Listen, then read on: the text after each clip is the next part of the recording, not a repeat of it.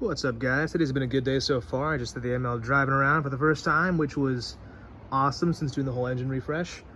But today we're not talking about the ML, we're not talking about any of the cars, we're talking about the 335 because, well, it rained pretty hard this morning and last night, and my carpets were sopping wet as seen right here.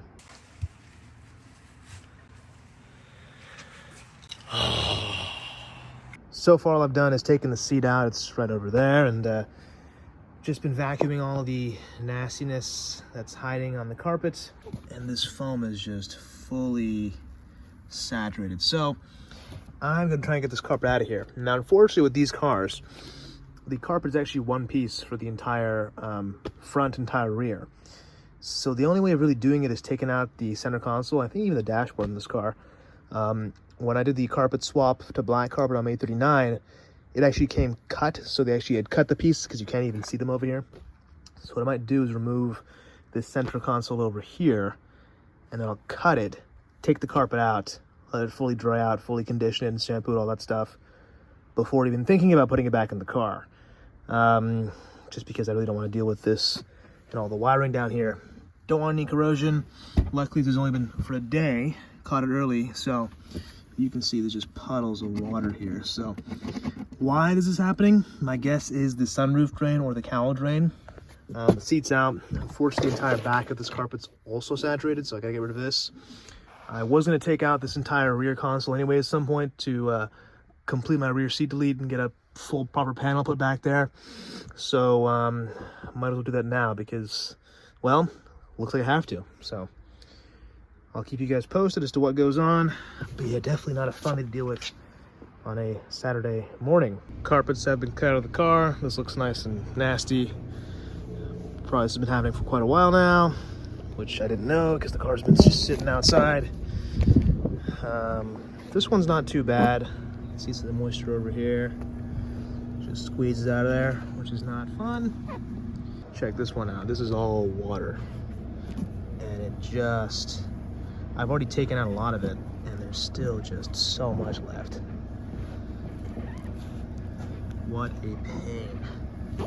Yes, rear center console, all this stuff. Thankfully, this actually wasn't too wet. A little bit of puddles here and there. I pulled the subwoofer out because there was actually a little puddle over there. You can see there's a small drainage hole here. This is actually the fender liner of the bottom of the car. Well, not fender liner, I guess, but more of a splash shield.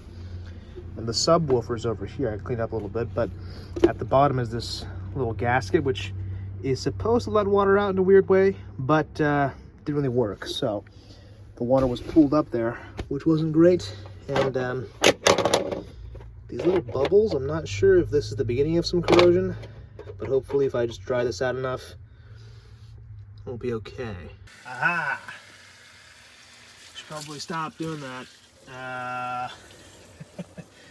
Oh boy. Well, we have found the answer, which is the sunroof drain. Hard to tell there, but there is a pool of water here. Come over here, I got the A-pillar off inside.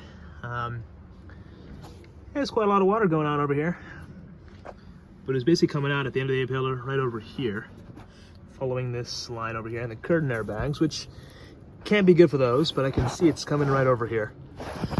So this guy is definitely clogged. All right, so set the carpets up to dry over here. Now that we know our sunroof is the culprit, we're gonna get some nylon wire, basically the stuff you use for weed whackers at Home Depot. I'm gonna get some of that stuff, and apparently you can push that down the sunroof drain to kind of clear them out. Alternatively, if you have compressed air, that's also a good option. I don't have a good compressed air setup. It's literally that tiny air compressor that doesn't actually work. We'll need to work on that soon. But anyways, these will be drying for at least a couple weeks. I'm sure if you put a heater in here with some fans, it'll dry faster. In fact, I'll probably point our fan at that right now. I don't need to drive it for a couple weeks, so it'll be fine. Yeah, I'm gonna put the seat back in for now, and this stuff should do about $4. Maybe we'll get the slightly thicker one. This is 0.95 inch. That looks like that'll do. Yeah. All right, so I've got my nylon kind of in place, just sort of going back and forth. It's not a very clear passageway. It's kind of hard to see as well.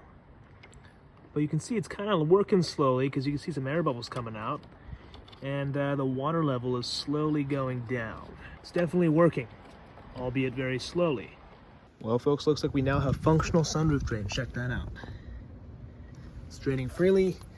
If we come up here, you can see it's not quite perfect yet, but it will not go above the level of the actual drain there. So if I pour some water in here, you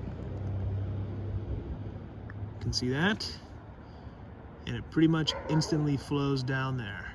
Not as fast as I'd like it to be. I think I'll get some thinner gauge weed whacker wire, some nylon string, or whatever you like to call it, but that seems to at least solve our problem for now. You can see it's already pretty much dry. It's just residual moisture. Anyways, guys, that wraps up this video. I have to now put back together my entire interior, you know, at some point, whenever I get around to it. Oh gosh, but yeah, that's it for now, guys. Well, the rain has just started once again, so we'll soon find out if our fix actually worked or if it still gets backed up, but hopefully it'll be fine. I think it'll be fine because now it actually flows. Before it wasn't flowing at all, so we should be in a better situation. But I'll keep you guys posted. That's it for this video. Stay tuned for more and see you guys in the next one.